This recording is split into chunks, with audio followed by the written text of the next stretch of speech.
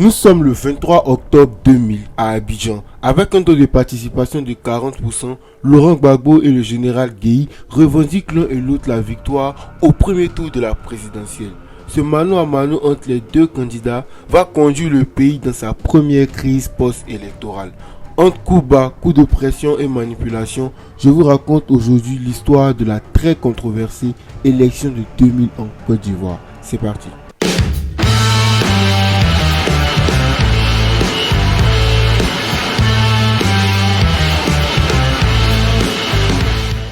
Pour comprendre cette élection présidentielle, il faut repartir quelques années auparavant.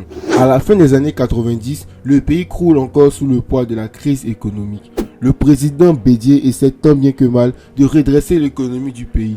Malheureusement pour lui, les populations ne sont pas satisfaites et pour elles, ce n'est pas assez. Le président Bédié est critiqué pour son népotisme, sa corruption et son autoritarisme. Et lorsque les militaires via le général Robert Guèye vont procéder au premier coup d'état de la Côte d'Ivoire en décembre 1999, il sera bien accueilli dans les quartiers populaires et les grandes villes du pays.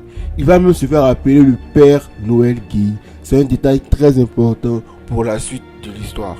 De son côté, comme vous vous en doutez, Paris et les autres grandes puissances vont condamner le coup de force. Mais ça ne changera rien à la situation puisque le coup d'état est consommé. Le président Henri Konan Bédié va fuir et va être en exil au Togo, à Lomé. Et le général Robert Guèye va prendre le pouvoir et va le diriger.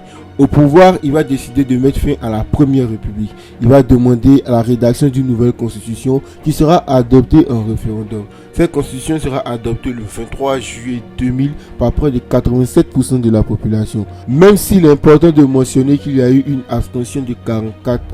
Il va alors décider de programmer les élections pour le 22 octobre 2000. Et là, tu es peut-être en train de te dire pourquoi je parle d'élections controversées puisque même la constitution a été acceptée à 87%. Eh bien, on parle d'élections controversées parce que dès la ligne de départ, les tensions vont vite monter.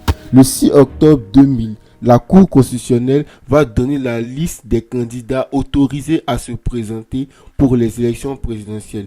Le problème, c'est que 14 des 19 candidats vont être déclarés inéligibles. Et parmi ces candidats, on va retrouver des grands noms de la politique ivoirienne. Le président Henri Konan Bédié, le président Déchu qui va être inéligible, et également le président Alassane Ouattara qui était alors connu sous le nom du Premier ministre, dont la candidature va être refusée notamment à cause des problèmes liés à sa nationalité. Et donc ces deux poids lourds là de la politique ivoirienne qui font partie des trois grands partis de la politique ivoirienne ne vont pas pouvoir se présenter à l'élection présidentielle. Ils vont tout simplement demander à leurs sympathisants de boycotter cette élection présidentielle. Du côté du RDR, cette décision va être respectée, mais du côté du PDCI-RDA, certains cadres du parti vont se rallier à la candidature du général Robert Guèye. Malgré toutes les controverses, le général Robert Guèye va quand même organiser les élections pour le 22 octobre 2000. Il va se retrouver alors avec un seul candidat sérieux, le représentant du Front populaire ivoirien, le FPI, Laurent Gbagbo. Et ce candidat, c'est pas n'importe quel candidat, c'est l'un des plus grands opposants de la politique ivoirienne. Il s'oppose au régime depuis les années 1980 et a même affronté le président Félix Houphouët-Boigny lors des élections de 1990. Et donc, on se retrouve maintenant avec 5 candidats pour l'élection de 2000. Bien voilà, vient maintenant le jour des élections présidentielles le 22 octobre 2000. Les élections vont se dérouler en l'absence d'observateurs internationaux, notamment ceux de l'ONU. En fait, les observateurs internationaux, ce sont des gens qui sont dans les centres de vote et qui viennent, qui disent que les élections se sont bien déroulées dans ce centre ou dans ce centre et attestent que les résultats ont été de bonne qualité et n'ont pas été truqués. Je ne sais pas si vous voyez la douille venir, mais cette élection est de base assez serrée parce que Laurent Gbagbo et Robert Guèye se disent tous les deux qu'ils vont gagner ces élections. Ils pensent qu'ils ont le soutien populaire, ils pensent qu'ils ont le soutien des autres partis également. Et donc, quand il n'y a pas d'observateurs internationaux pour attester de ces élections-là, je me dis que ça sent forcément un truc qui va vite s'embraser. Et c'est ce qui va arriver. Laurent Gbagbo et Robert Guèye vont, dès le lendemain des élections, revendiquer la victoire. Pour rappel, comme je l'ai dit dans l'introduction, avec un taux de participation de 40%.